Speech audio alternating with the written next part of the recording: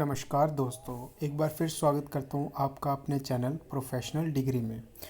तो दोस्तों, last video में हमने फिनिश करा था अपना चैप्टर सेकंड। ठीक है, अभी तक हम इस सीरीज़ के म्यूचुअल फंड डिस्ट्रीब्यूटर सीरीज़ के 2 चैप्टर्स ख़त्म कर चुके हैं। और अगर कोई भाई आज पहली बार हमारे चैनल पे आया है और फर्स्ट टाइम वीडियो देख रहा है और बाकी के चैनल्स बाकी के वीडियोस भी देखना चाहता है चैप्टर 1 एंड चैप्टर 2, तो उसके लिंक हमने नीचे डिस्क्रिप्शन में दे रखे हैं। आप वहाँ पे जाके चेक कर सकते हैं और प्रीवियस वीडियोस भी देख सकते हैं। तो दोस्तों, स्टार्ट करते हैं हम नया चैप्टर 3। तो अभी तक हमने चैप्टर 1 और चैप्टर 2 को कंप्लीट कर लिया था और काफ़ी अच्छा रिस्पांस भी रहा है। एंड अगर अभी तक किसी ने चैनल को सब्सक्राइब नहीं करा तो प्लीज़ सब्सक्राइब कर लीजिएगा एंड बेल नोटिफिकेशन ऑन कर लीजिएगा ताकि आपको आने वाले वीडियोस की नोटिफिकेशंस मिलती रहें। तो इसी के साथ हम आ गए हैं अपने चैप्टर 3 पे, legal structure of mutual funds in India. तो इस चैप्टर में हम म्यूचुअल फंड्स के लीगल स्ट्रक्चर्स के बारे में पढ़ेंगे। स्टार्ट करते हैं। Learning objective.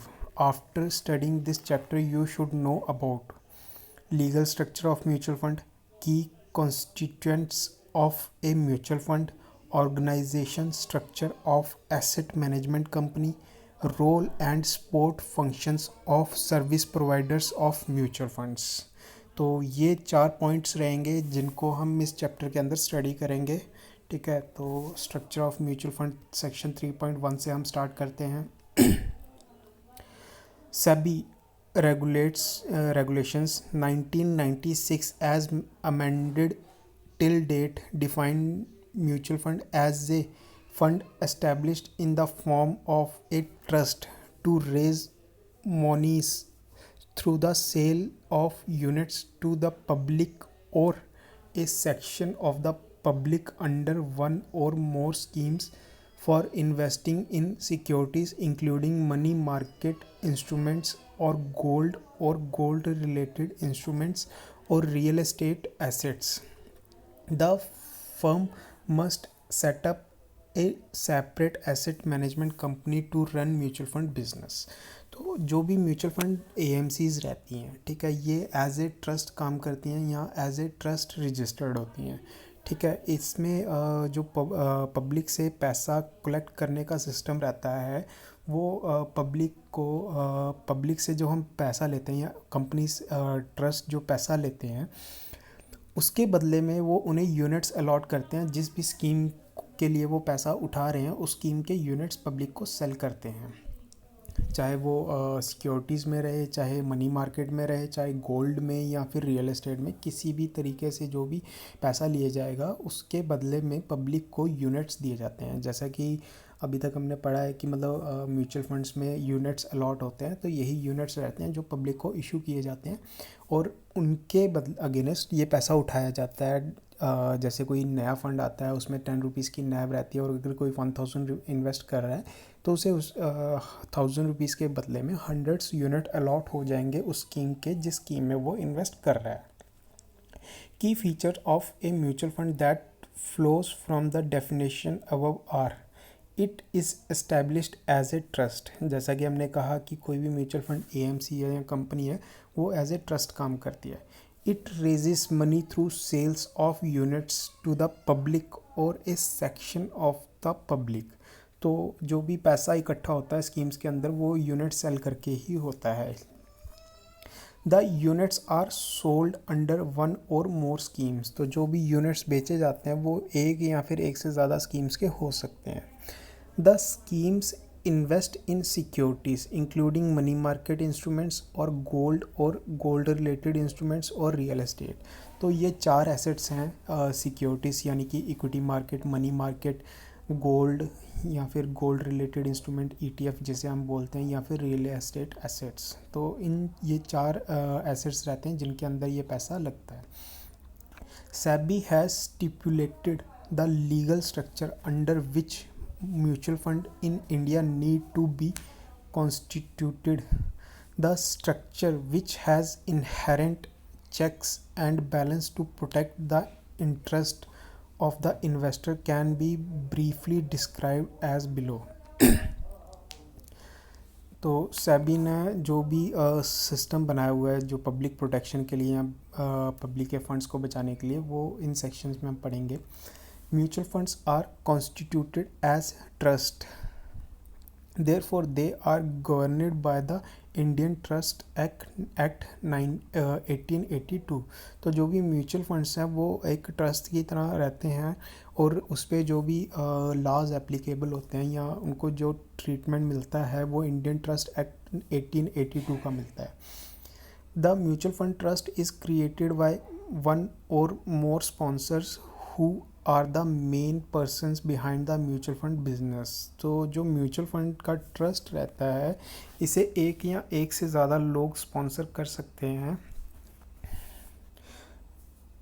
Who are the main persons, जो कि इस बिजनेस के मेन पर्सनस रहते हैं। Every trust has beneficiaries. The beneficiaries in the case of mutual fund trust are the investors who invest in various schemes of mutual funds. तो मतलब जिस तरह से हर ट्रस्ट के कुछ बेनिफिशरीज रहते हैं, म्यूचुअल फंड ट्रस्ट के जो बेनिफिट रहते हैं वो इन्वेस्टर्स होते हैं। The operations of the mutual fund trust are governed by a trust deed which is executed between the sponsor and the trustees. SEBI has laid down various clauses that need to be part of the trust deed. तो mutual fund trust जो होते हैं ये trust deed के under govern किए जाते हैं और जो भी ये डीड जो बनती है ये स्पॉन्सर्स और ट्रस्टीज़ के बीच में बनती है। और सेबी ने इस ट्रस्ट डीड में काफ़ी सारे क्लॉज लगा रखे हैं। The trust act through its trustees, therefore the role of protecting the interest of the beneficiaries investors is that of the trustees. The first trustees are named in the trust deed, which also prescribes the procedure for change in trust. To perform the trustship role, either individuals may be appointed as a trustees or a trustee company may be appointed. When individuals are appointed as a trustees, they are jointly referred to a board of trustees. A trustee company function through its board of directors. Day-to-day management of the schemes is held by an asset management company. The AMC is appointed by the sponsor or the trustees. The trustees execute an investment management agreement with the AMC setting out its responsibilities. Although the AMC manages the scheme's custody of the assets of the scheme, securities, gold-related instruments, and real estate assets, is which a custodian who is appointed by the trustees. Investors invest in various schemes of mutual fund. The record of investors and their unit holder may be maintained by the AMC itself, or it can appoint a registrar and transfer agent. तो दोस्तों ये था जो mutual funds का system रहता है, trust, trustees and RTA.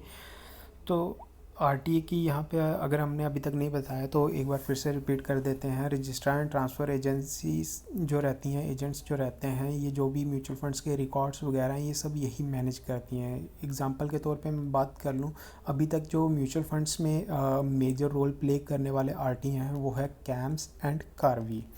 तो दोनों ही काफ़ी सारी म्यूचुअल फंड एएमसीज़ के रिकॉर्ड्स मेंटेन करते हैं। फॉर एग्जांपल अगर मैं कैम्स की बात कर लूँ, कैम्स के अंदर ICICI Pru mutual funds, HDFC mutual funds, Aditya Birla mutual funds, Tata mutual funds and और भी काफ़ी सारे नाम्स हैं जो कैम्स आरटीए के अंडर आते हैं या कैम्स RTA उनके डॉक्यूमेंट्स या इन्वेस्टर्स का डाटा मैनेज करते हैं।